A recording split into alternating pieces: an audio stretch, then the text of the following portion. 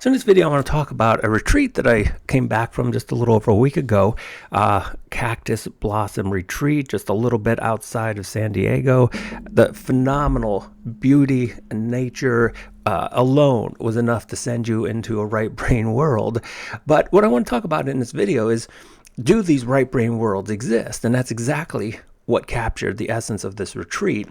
And so many wonderful people I got to have shared experiences with.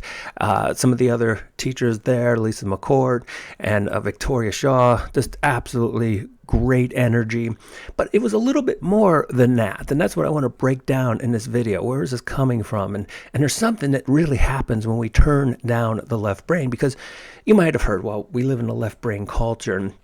And then there's this, well, that's not very scientific, and it's just over the top kind of pop science, and I don't really buy that at all, because when you experience the contrast and you get to live, it doesn't matter if it's a few days, time doesn't really mean as much in a right brain world. It's all about the immediacy of experience. And when you have those immediate experiences of what the right brain is really good at, what it really prefers, and the left brain is turned down, that really is when the magic seems to happen. Because if you were going to describe, like in the East, they describe the nature of humanity and existence as Sat Chit Ananda, and Sat being our experience or truth, and Chit being consciousness, and Ananda being bliss. And the whole point of that phrase is that underneath all of this is bliss and joy.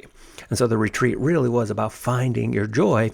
And one way you could talk about that is turning down what the left brain does so well and so successful, turning it down just for a little while. So I'm going to cover how that was achieved. And I don't even like that word achieved, like it's something like you're going to put in a booklet and like, here's our achievement and goals. In fact, I don't think at any point anyone explicitly said, here are our 10 goals for this time we're going to share together, because that would have been too left-brained, and that's exactly what we were not getting into in terms of the energy. So one was just less judgment. So I really got to connect and have shared experiences with these individuals that I've never met before, even though the other teachers I've known quite a while, at least online, but not in person. But all these shared experiences, and with very, very little mental boxes. So in this world, this left brain world, when we meet, we almost always introduce ourselves. Oh, what do you do? I do this. And there's always a hint of where that puts you into the social economic status.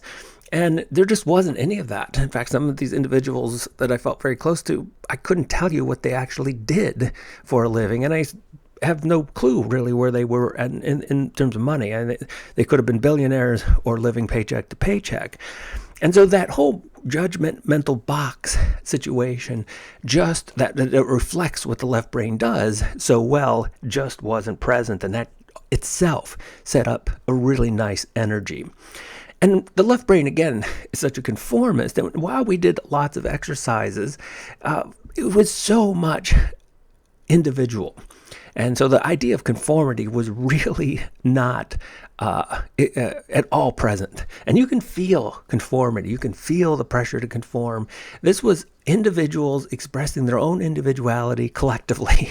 And we're all going our own way, but from the same energy source, because of course we are all the same energy source expressing our own individuality. Another unique quality, and we know the right brain does far more along the lines of emotion than the left brain, and this is why individuals with right brain damage, they become emotionless. Even their speech becomes without emotion. You could tell just by the way I'm talking how much right brain is. I'm actually, gesturing with my left hand, controlled by my right brain. So a lot of what I'm talking about here is influenced by the right brain. But when the right brain is damaged, none of that is present. And so the expression of emotion is so important, but the left brain comes along and it says, what are the rules? And I can't express this now. So it's involved a lot in the repression of emotion. And that's not what emotions are. Emotions are there to be experienced, to be expressed. And what I found is that there's so much, as soon as the judgment went down, people were connecting with their experiences, and emotions flowed very naturally. And without judgment, people got to experience the emotions in the way that they were meant to be experienced. And once an emotion is experienced, it's served its purpose and it moves on. But in a left brain world, the left brain with its judgment and its ability to control and override emotional expressions, that's when these emotions become in the body. They become stored in the body, and they seem to cause quite a bit of trouble down the road. And again, there was a collective energy, which is interesting and a kind of a paradox, because once everyone can express their own individuality, then the collective energy can be really felt. And that's, of course, because we are all one collective energy consciousness experiencing itself as various individuals. And the more that gets expressed and the more that is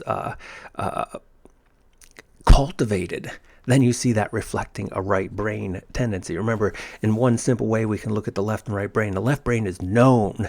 It's what is comfortable. It is your comfort zone. The right brain craves the new, the unknown, the unpredictable, the mystical, that cannot be explained.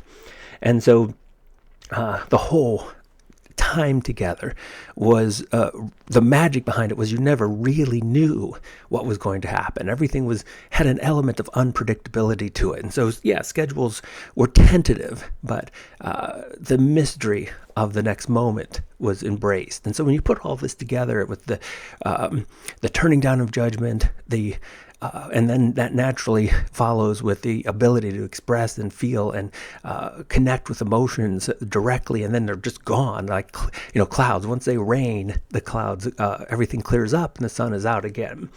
And so all this came together for a really unique right brain island in an ocean of left brainness. And until you get to have, so the purpose of the video is to encourage you to reach out. These retreats are becoming far more popular than ever. And it's because people were realizing we're so off the path from the magic of these right brain experiences. And once you get it, they stick around for quite a while. And so you don't need to necessarily live on these right brain islands.